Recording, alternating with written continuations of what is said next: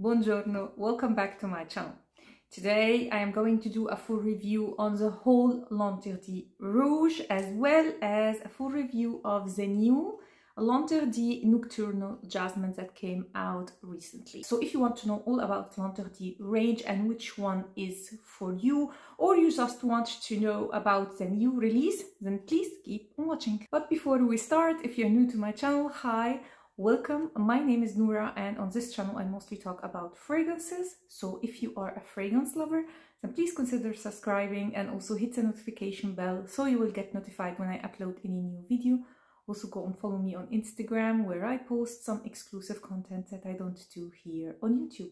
And without further ado, let's start. Before going into the range, I just wanted to say a few words about the history of this perfume, because although the eau de parfum as we know it was only released in 2018, the history of this perfume goes way back to the 50s, precisely in 1957 when Givenchy did a perfume dedicated to Audrey Hepburn. The relationship between the two is well known. They had a very long friendship and also collaboration, and he wanted to do a perfume dedicated to her that represents her. Why it was called L'Interdit is a debate, so we don't know for sure. One story goes that she loved the fragrance so much that she actually prohibited Givenchy to release it to the public, and thus the name L'Interdit, or forbidden in French. But he then just went ahead and released it. The other story goes that she loved the fragrance so much that she asked him to release it to the public because it's so beautiful that it should be shared by everyone. Whatever the story is, the original L'Interdit is totally different to the one that we have now. Yes, it's a floral fragrance, but it was representing a little bit the personality of Audrey Hepburn, so it's very delicate. It was more of spring flowers, so there was lily of the valley, violet, iris. There was also aldehydes, tonka bean, labdanum, and sandalwood. It was a delicate, creamy, powdery fragrance. As you can see from the notes, it's totally different to the ones that we have now. They tried to release it more than once over the years, but the ones that actually succeeded to remain on the market is the version that we have now. So the first one was released in 2018. It's an eau de parfum, and the whole range is all about white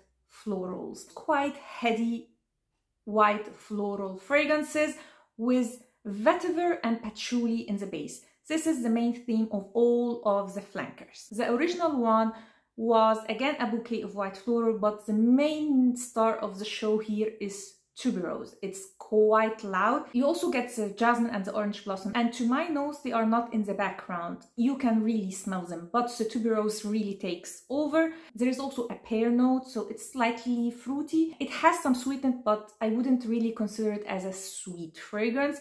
There's also vanilla and the patchouli and vetiver in the base. And although it's quite a strong fragrance, to me this is one that you can wear all year around, maybe except of summer. You can pull it off as an evening night fragrance during the summer. Has an amazing longevity and sillage. This is one of the best designer fragrances when it comes to performance. It lasts very long, it projects like crazy. I personally go with 4-5 sprays, otherwise it's too much for me. And I would recommend this one for tuberose lover. As you will see, each flanker is a little bit more dedicated to a certain white flower.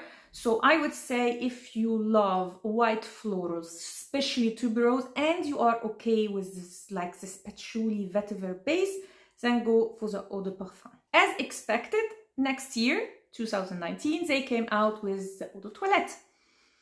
And you would expect it's a fresher version. It is, but I would say it's more of a fun, girly version of the eau de parfum. So it's slightly fresher, but it has this very fun aspect to it because here's the star of the show is actually Orange Blossom. So they took out the pear note and the vanilla. So the sweetness here, although it's a sweet fragrance, is different to the sweetness in the eau de parfum. The sweetness here is all about the Orange Blossom. So this one is for those who love Orange Blossom.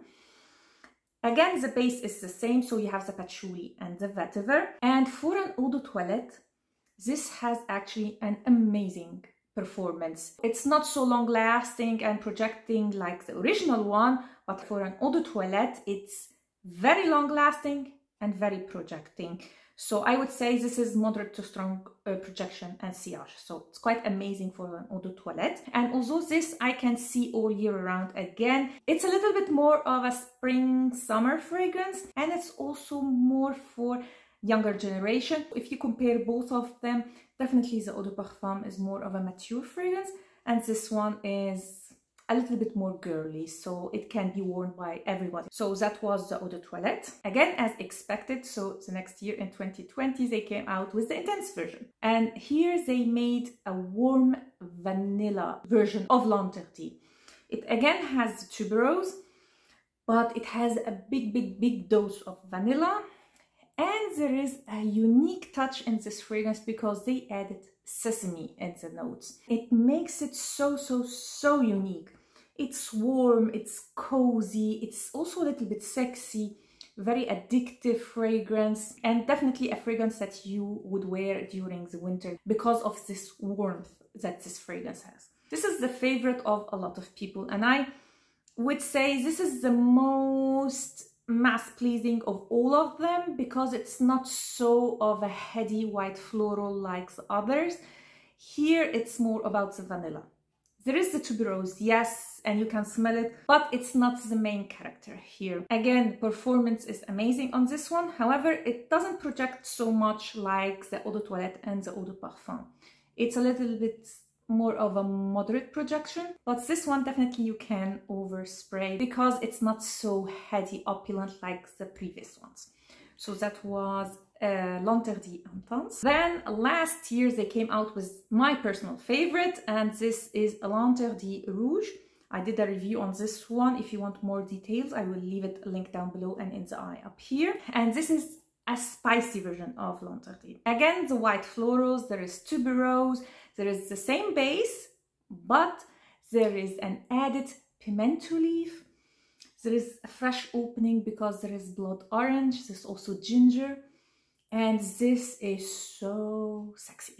This is for me autumn winter date night kind of a fragrance. It smells exactly like the bottle. Like all the range, it does not disappoint when it comes to performance. It has a strong production and it's very long lasting. So I would say if performance is something very important to you, you can go wrong with any of L'Interdit. I absolutely adores this fragrance, and it's a different take on L'Interdit DNA, and it's not an unnecessary release. I mean, with the whole range they did a great job at creating flankers that are quite different, but at the same time they maintained the original DNA. So for a date night, for a sexy fragrance, L'Interdit Rouge is for you. This year they came out with L'Interdit Nocturnal Jasmine.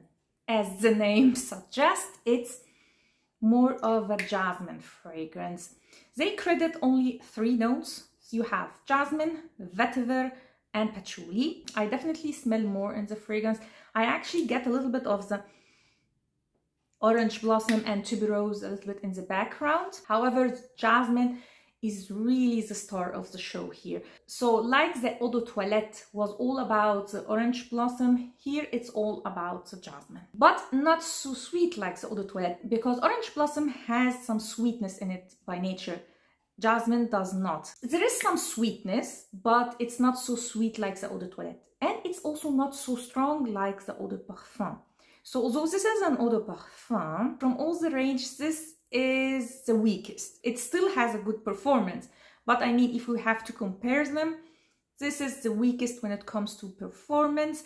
It does project quite nicely, but on my skin it did not last very long. Again, you have this patchouli vetiver base, so again you have to be okay with it. I can't stress this enough. For all the range, maybe except of the Intense, you have to be okay with this patchouli vetiver base. It's a little bit earthy, somehow woody, and I have to mention that because a lot of people don't like this kind of base, so you have to be okay with that. So overall, this is kind of a jasmine patchouli fragrance. It has moderate to strong longevity and sillage, and I would recommend this one for someone who loves jasmine and is again okay with this kind of a base. You can wear this one all year around in my opinion, but it does lean a little bit more towards spring and summer. So overall, the whole range, as you can see, is all about white florals. So if you don't like white florals, this whole range is to avoid. And if you don't have any of these and you are thinking which one to get, I would say it's quite easy. If you love tuberose, go with the original one. You love orange blossom, go with the Eau de Toilette.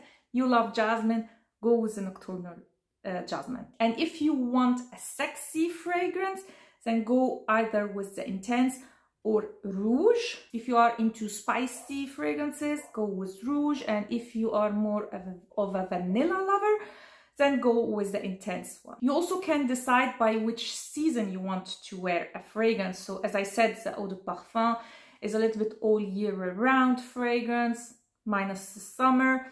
The Eau de Toilette is more spring and summer, as the same goes for the Nocturnal Jasmine. It's more spring and summer, but you can pull it off the whole year. Rouge and Intense, I would say these are more for cold weather. Which one is my favorite? As I said, the Rouge one is my absolute favorite.